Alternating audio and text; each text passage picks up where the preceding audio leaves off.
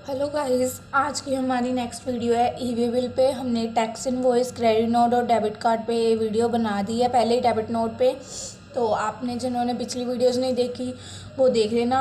आज हम हमारा ई वे बिल स्टार्ट करने जा रहे हैं। इसके भी मेरे पास समरी नोट्स हैं, तो पहले हम ये पढ़ेंगे, उसके बाद मैं आपको समरी नोट्स दिखा दूँगी। तो अगर आपको नोट डाउन करने हुए तो आप कर लेना, ठीक है। E way bill, first of all हम देख रहे हैं ई वे बिल होता क्या है, ई वे बिल क्यों प्रिपेयर किया जाता है। First of all E way bill क्यों होता है, जब हम माल है जो हमारा मतलब गुड्स हैं उसको एक स्टेट से दूसरी स्टेट में ट्रांसफ़र करते हैं ना, या एक कंट्री टू अनदर कंट्री। अगर हमें गुड्स को सप्लाई करना है और उन गुड्स की वैल्यू 50,000 से अबव है, ज़्यादा है, देन हम ई वे बिल इशू करते हैं। इतनी सी बात मेरी समझ आई आपको, जो मैंने नॉर्मल बताई है। ई वे बिल हम क्यों इशू करते हैं, जब हम अपने goods out of the country भेज रहे हैं और उसकी वैल्यू 50,000 से ज़्यादा है। देखो, E way bill is an electronic bill. E way bill एक इलेक्ट्रॉनिक बिल है which will be required for the movement of GST पे goods where value of goods exceed.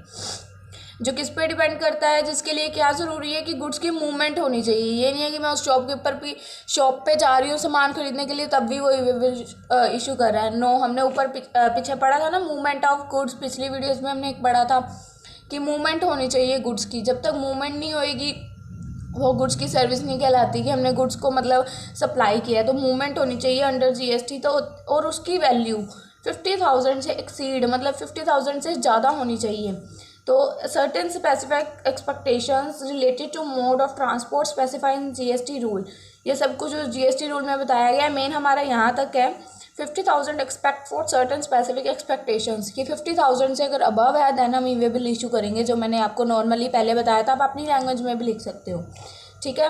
Purpose of E way bill का क्या होता है, E way bill का purpose क्या होता है, टू चेक टैक्स इवेजन, कि टैक्स को हम चेक कर सकें, क्योंकि अबव 50,000 वैल्यू है तो ऑब्वियस सी बात है टैक्स का थोड़ा सा चेंजेस आते हैं उसके ऊपर। देन सेकंड होता है to ensure that the provisions of GST law are comply with, और जो GST लॉ की प्रोविजंस है वो भी इसके ऊपर कंप्लाई होती है। The transporter of goods of the consignment who value exceed 50,000 is required to carry E way bill in manner to.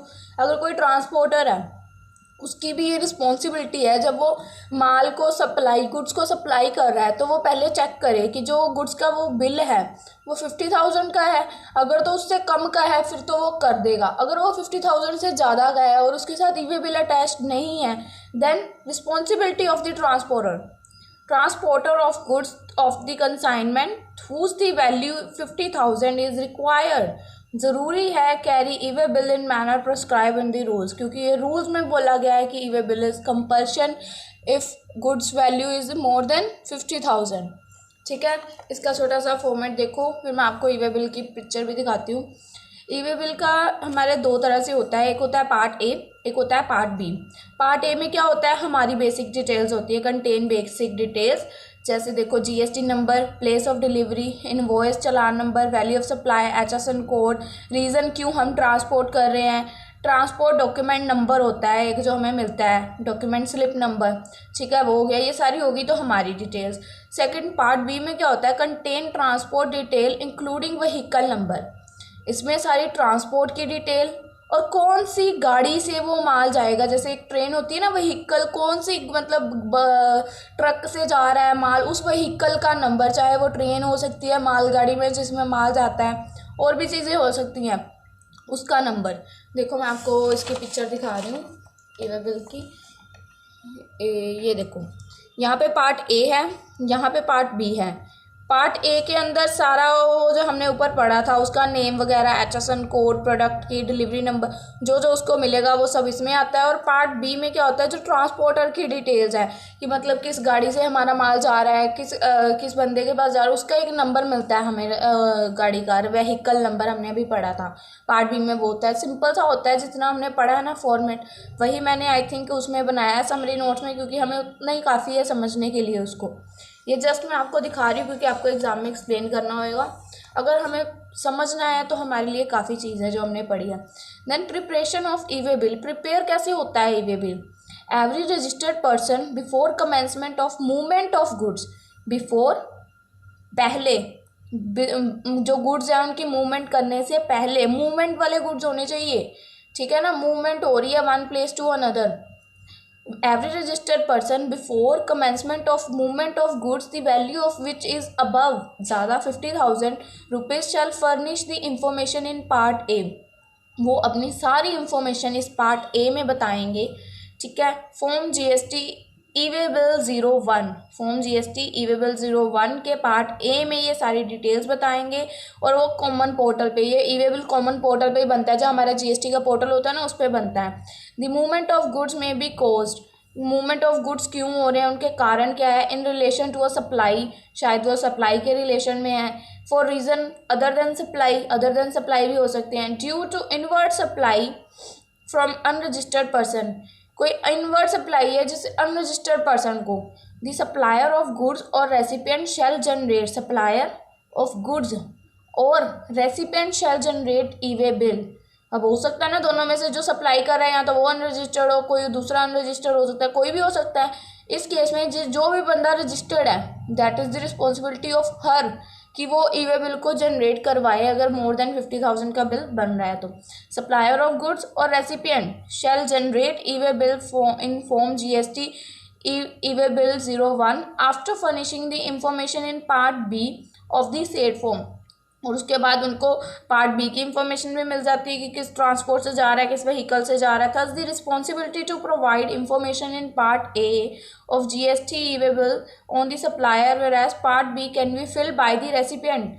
जो पार्ट बी होता है ना मोस्टली उसको कौन फिल करता है, रेसिपिएंट। जो पार्ट ए होता है उसको तो सप्लायर फिल कर देता है कि उसकी इन्फॉर्मेशन डालनी है। पार्ट बी क्या होता है उसको रेसिपिएंट क्यों फिल करता है, क्योंकि जो माल है उसकी डिलीवरी तो रेसिपिएंट के पास होनी है ना, तो उसके बारे में रेसिपिएंट को पता होना चाहिए। रेसिपिएंट को पता है कि मेरे यहाँ से कौन सी ट्रेन गुजरती है, कौन सा व्हीकल यहाँ पे अगर माल ट्रांसपोर्ट करता है तो मेरे को ईजी रहेगा कलेक्ट करना। तो वो वहाँ पे डिटेल्स जो होती हैं वो ट्रांसपोर्टर को, वो रेसिपिएंट की होती हैं, जो डिटेल्स वो बताता है कि मुझे इस अकॉर्डिंग जैसे चाहिए। हमारे घर के जैसे नियर कौन सा एरिया लगता है, उस एरिया में कौन सा ट्रांसपोर्टेशन है, एक शहर में काफ़ी सारे होते हैं, तो उस अकॉर्डिंग वो बता रहे हैं कि इसके बारे में रेसिपिएंट बताता है पार्ट बी में, क्योंकि माल तो रिसीव रेसिपिएंट को करना है ना, सप्लायर ने तो एक बार भेज देना है।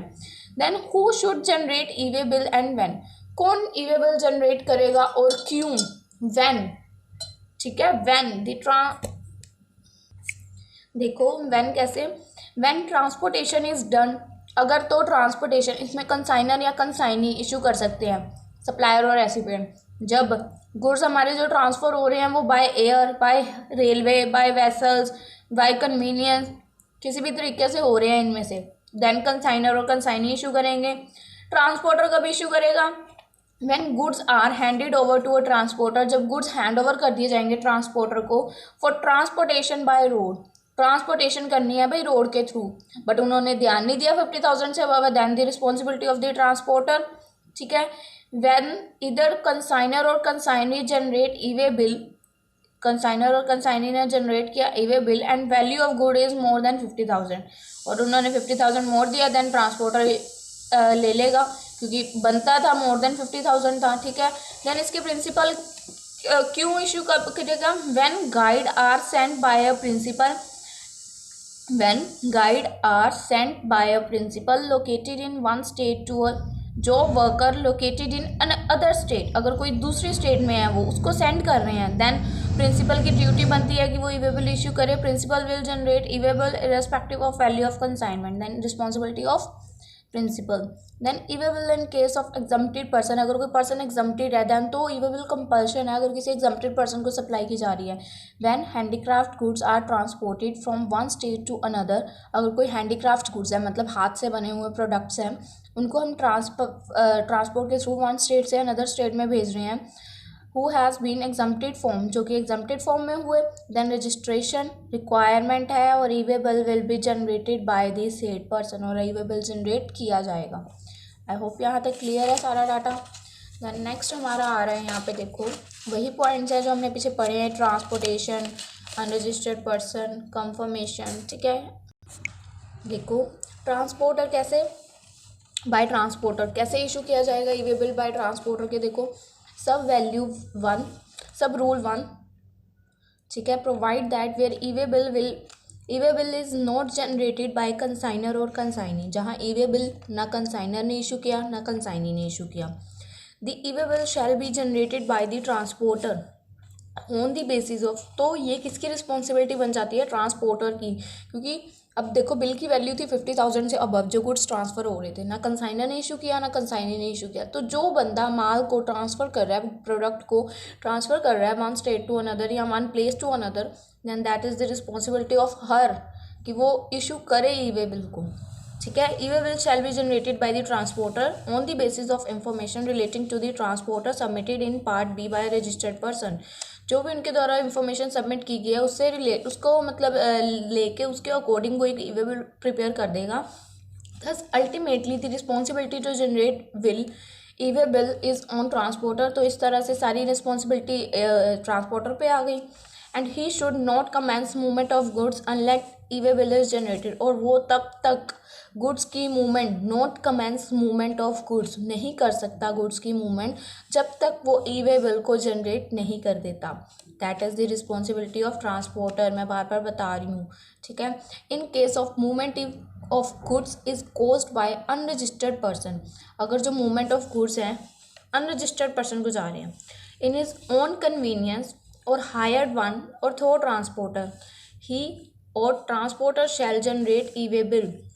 अगर किसी रजिस्टर्ड अनरजिस्टर्ड पर्सन को भी प्रोडक्ट चाह रहे हैं बट जो सप्लायर है वो तो रजिस्टर्ड पर्सन है ना, तो उसकी ड्यूटी थी, और उसके बाद अगर वो भी नहीं करता देन ड्यूटी ऑफ ट्रांसपोर्टर कि वो करे ई-वे बिल जनरेट। ठीक है ना। The explanation of rule 1 provide that where goods are supply by unregistered person, जो सप्लाई कर रहा है यहाँ पे वो बता रखा है कि वो अनरजिस्टर्ड है, to registered person for movement is say to be caused by the recipient.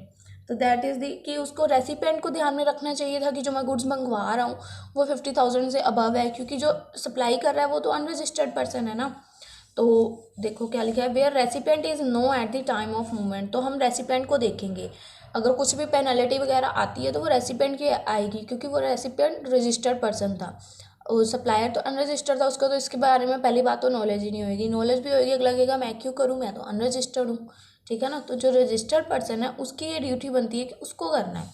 Then confirmation of by recipient, और जो वो कन्फर्मेशन करते हैं, जैसे एक बार हमने बना दिया सारा कुछ दे दिया तो वो हमारे रेसिपिएंट है जो गुड्स को रिसिप्ट कर रहे हैं उनसे कन्फर्मेशन करते हैं। Provide that the detail of e-way bill shall be made available to recipient, जो भी हम ई-वे बिल में डिटेल्स प्रोवाइड करते हैं वो रेसिपिएंट को शो की जाती हैं। If registered who shall communicate his acceptance और रिजेक्शन, जहाँ उनसे कम्युनिकेट करते हैं या तो वो एक्सेप्ट करते हैं या रिजेक्ट करते हैं of the consignment covered under e-way bill, जो भी इंफॉर्मेशन उसको भरी है अगर तो वो सही है तो ऑब्वियस है एक्सेप्ट है, अगर गलत है तो रिजेक्ट कर देते हैं। Where the recipient does not communicate his acceptance, और अगर रेसिपिएंट है जो वो हमसे कम्युनिकेट नहीं कर पा रहा और rejection with in 72 hours, then हम उसको कंसीडर कर लेंगे, जैसे हमने उसको भेज दिया उसका कोई रिप्लाई नहीं आ रहा, देन विद इन 72 आवर्स हम उसको मान लेंगे कि उसने रिजेक्ट कर दिया है। Of the detail being made available to him it shall be deem that he has accepted the goods. तो देन हम ये, सॉरी मैंने गलत बता दिया, यहाँ पे लिख रखा है एक्सेप्ट कर लेते हैं वो गुड्स को। अगर विद इन 72 आवर्स उसका कोई रिस्पॉन्स नहीं आता देन दैट मीन्स उसने एक्सेप्ट कर लिया। ठीक है। No e-way bill if goods are transported for a distance of less than 10 kilometre, अगर हमारे गुड्स हैं जो वो विद इन 10 किलोमीटर के बीच में ट्रांसफ़र हो रहे हैं, फिर उसकी वैल्यू चाहे 50,000 से ज़्यादा ही क्यों है, उसके लिए ई-वे बिल की ज़रूरत नहीं है। If goods are transported for a distance of less than 10 km within the state or UT, then no e-way bill is required. Upon generation of e-way bill on the common portal, a unique e-way bill number shall be made available to the supplier. देखो upon generation of generate करने से e-way bill को on common portal, पहले तो हम उसको common portal पे करते हैं जो इशू करना होता है, a unique e-way bill number shall be made, तो हमें एक यूनिक ई-वे बिल नंबर मिलता है जिससे हमें, अगर हमारा ई-वे बिल बनने के बाद जैसे क्लोज हो जाती है स्क्रीन विंडो कंप्यूटर की, देन हम उस ई-वे बिल नंबर को फिल करके हम अपनी स्क्रीन दोबारा ओपन कर सकते हैं। हमारे पास वो नंबर आता है, unique e-way bill number shall be made available to the supplier, recipient and the transporter on the common portal. ये तीनों को दिया जाता है ताकि अगर किसी को ई-वे बिल चेक करना हो तो वो सर्च कर सकता है। ठीक है, वेयर द कंसाइनर और consignee has not generated form GST E-way-bill 01 and value of goods is more than 50,000 rupees, then the transporter shall generate the form on the basis of invoice bill or supply delivery challan. I think ये point समझ आ गया। अगर consignor और consignee दोनों नहीं issue करते e-way bill को, then the और वैल्यू भी 50,000 से ज़्यादा है, then the duty of the transporter की वो इसको इशू करे, किसके बेसिस पे, जो उनके पास बिल है या उसका कोई चालान है उसके बेसिस पे उसको इशू कर देगा। जनरेशन थ्रो SMS, अगर वो ई-वे बिल जनरेट करते हैं तो SMS जाते हैं ना, जैसे हम मोबाइल पे आते हैं, वही है। Explanation provide that the facility of generation and cancellation of e-way bill also may be made available through SMS। अगर वो जनरेट हो जाता है तो हमें SMS आता है, और अगर वो कैंसिल हो जाता है तो हमें SMS आता है। सब कुछ आजकल SMS के थ्रू होने लग गया है, कुछ है नहीं इसमें। अब देखो नेक्स्ट है हमारा वैलिडिटी ऑफ ई-वे बिल की। हमारे ई-वे बिल की वैलिडिटी क्या होती है, मतलब कब कितनी देर के लिए वो वैलिड होता है। As per rule 7 the validity of e-way bill shall be as follow. अगर तो लेस देन 100 किलोमीटर डिस्टेंस है जो हमारा 100 किलोमीटर से कम है, मैंने ऊपर पढ़ाया था, जैसे हमने पढ़ा था 10 किलोमीटर है तो हमें ई-वे बिल की ज़रूरत ही नहीं है, ठीक है। और अगर लेस देन 100 किलोमीटर है तो जो हमने ई-वे बिल जनरेट किया है वो 1 डे के लिए वैलिड रहेगा, ठीक है।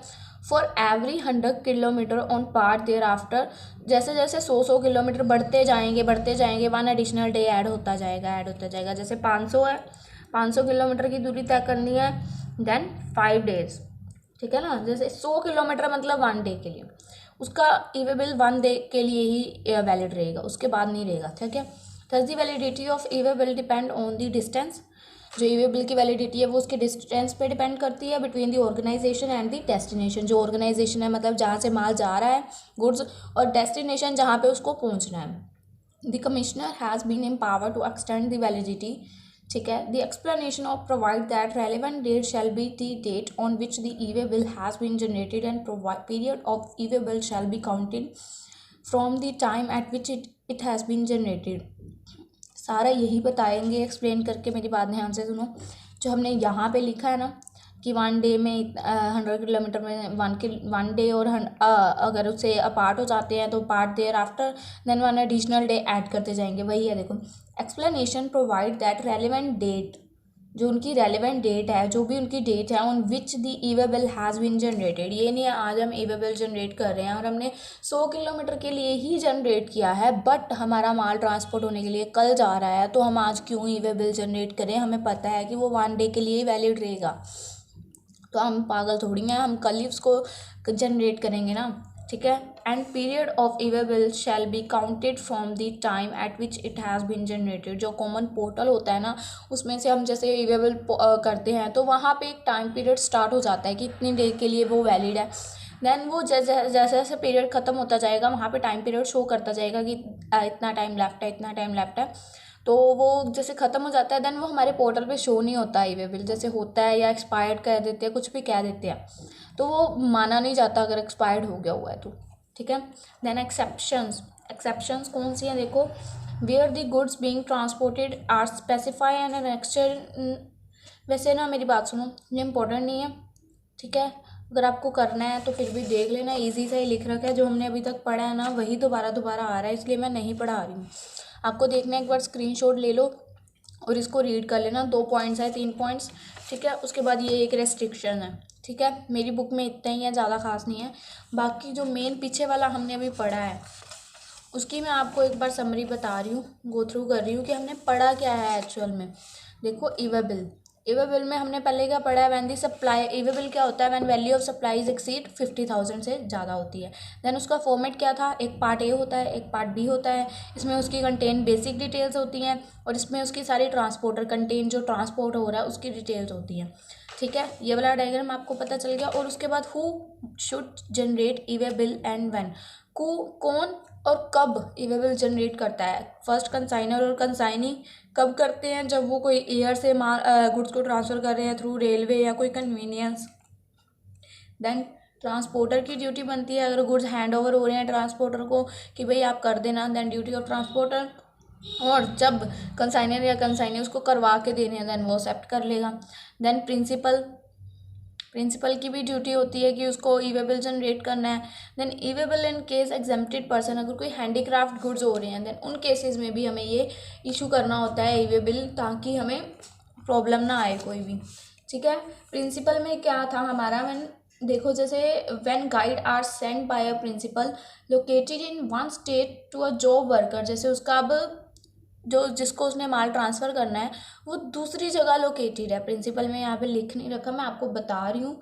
When guide are send by a principal located in one state to a job worker located in other state, then principal will generate e-way bill irrespective of value of consignment। तो that is the duty of principal.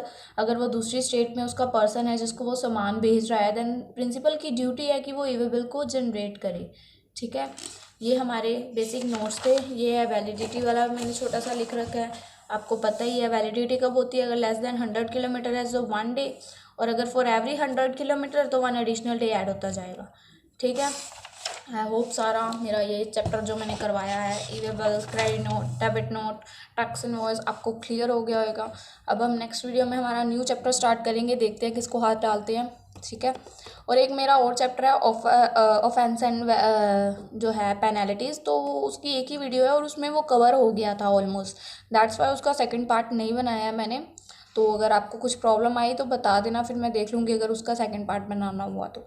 ठीक है, bye bye.